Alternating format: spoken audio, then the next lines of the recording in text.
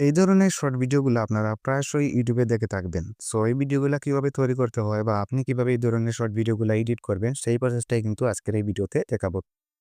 তো এজন্য আমাদের এলাইট মোশন অ্যাপটা প্রয়োজন হবে। এখানে আপনারা প্লে স্টোরে যদি এলাইট মোশন লিখে সার্চ করেন তাহলে অ্যাপটা পেয়ে যাবেন। এখান থেকে আপনারা ইনস্টল করে নেবেন। আমি অ্যাপটাকে এখান থেকে ওপেন করে নিচ্ছি। ওপেন হওয়ার পর এরকম একটা ইন্টারফেস শো করবে। দেন এখান থেকে নিউ প্রজেক্ট পেক করার জন্য নিচে প্লাস আইকনে একটা ক্লিক করে দেবেন। এখানে ক্লিক করার পর এরকম একটা ইন্টারফেস শো করবে। এখানে দেখতে পাচ্ছেন অনেকগুলো সাইজ রয়েছে। আপনি যে সাইজের ভিডিও তৈরি করবেন সেটা এখান থেকে সিলেক্ট করে নিচে ক্রিয়েট প্রজেক্টের উপর একটা ক্লিক করে দিলেন।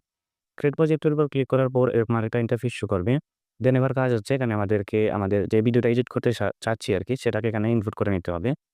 এজন্য এখানে নিচে এই প্লাস আইকনের উপর একটা ক্লিক করে দিতে হবে। তারপর এখান থেকে মিডিয়া সেকশনে চলে যাব। তারপর এখানে আমাদের গ্যালারিটা ওপেন হবে। এখান থেকে আমাদের ভিডিওটাকে এখান থেকে সিলেক্ট করে দিবে। তারপর এটা এখানে ইনপুট হয়ে যাবে। এবার এই ভিডিও এই লেয়ারটার উপর একটা ক্লিক করতে হবে। এখানে ক্লিক করার পর এরকম আরেকটা ইন্টারফেস শো করবে। এবার কাজ হচ্ছে এখান থেকে নিচে যে ইফেক্ট বলে একটা অপশন দেখতে পাচ্ছেন এখানে একটা ক্লিক করতে হবে। তারপর এখান থেকে এড ইফেক্টের উপর একটা ক্লিক করে দেব। এখানে ক্লিক করার পর এখানে ডান দিকে উপরে সার্চের মতো একটা আইকন দেখতে পাচ্ছেন। এখানে একটা ক্লিক করব। এখান থেকে সার্চ বার মাত্রা ব্রাইটনেস ব্রাইটনেস লিখে আমরা সার্চ করছি। ব্রাইটনেস লেখার পর এখানে দেখতে পাচ্ছেন ব্রাইটনেস অ্যান্ড কন্ট্রাস্ট বলে একটা অপশন আছে। এখানে এটাকে সিলেক্ট করে দেব। তারপর এখান থেকে এটাকে আমরা স্ট্যান্ডার্ড মোডে এখানে সেটআপ করে নেব। স্ট্যান্ডার্ড মোডে সেটআপ করার পর এখান থেকে ব্রাইটনেস এর উপরে যে অপশনটা দেখতে পাচ্ছেন, এটাকে আমরা এভাবে আঙ্গুল দিয়ে টেনে এটাকে আমরা 10% করে দেব। আমি এটাকে 10% করে দিলাম। করার পর আমাদেরকে আবার ইফেক্ট অপশনে ক্লিক করতে হবে। এখান থেকে এড ইফেক্ট এর উপর ক্লিক করতে হবে।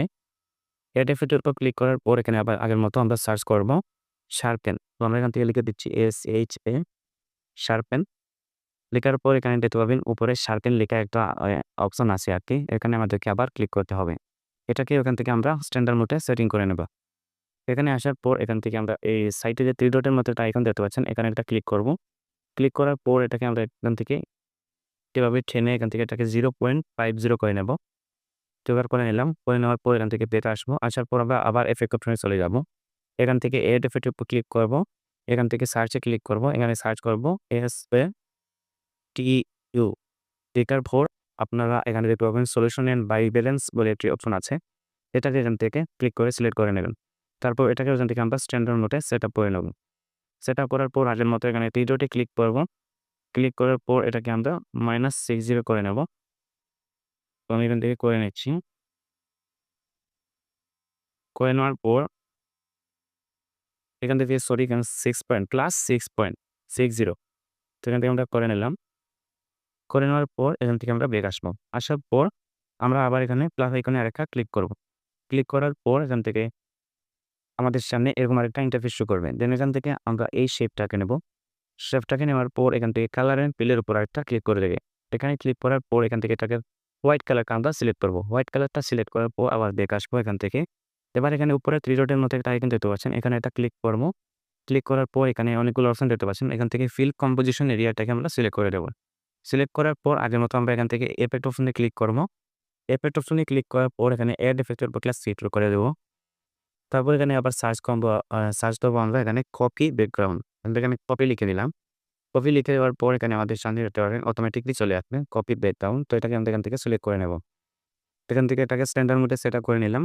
এখানে কোনো ধরনের পরিবর্তন করতে হবে না। এখান থেকে ব্যাক চলে আসবো। আবার আমরা এখান থেকে ইফেক্ট অপশনে চলে যাব। এখানে সার্চ করব আমরা। তো এখান থেকে এড ইফেক্টে চলে গেলাম। সার্চে ক্লিক করলাম। এখানে সার্চটা করব আমরা কি GAUI লেখার পর এখানে দেখতে পাবেন আরেকটা অপশন আসছে। এই ১ম যে অপশনটা আছে এখান থেকে এটাকে সিলেক্ট করে দিবেন। সিলেক্ট করার পর এটাকে এখান থেকে স্ট্যান্ডার্ড সেটিং এ ক্লিক করে নেব।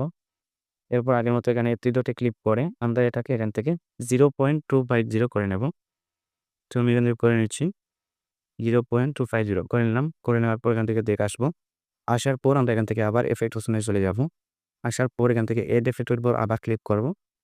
এখানে ক্লিক করার পর এখানে আমাদেরকে আগের মতো আবার সার্চ করতে হবে।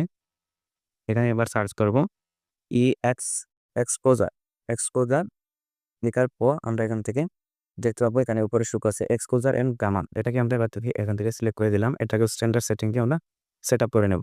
তারপর আগের মতো এখান থেকে এটাকে 3 ডটে ক্লিক করে এক্সপোজার এন্ড গামাকে আমরা 0.80 করে নিব। এখান থেকে আমরা করে নিচ্ছি 0. এখান থেকে মাইনাস করতে হবে -0.80 0.80 করে নিলাম। করে নেওয়ার পর এখান থেকে দেখে আসবো।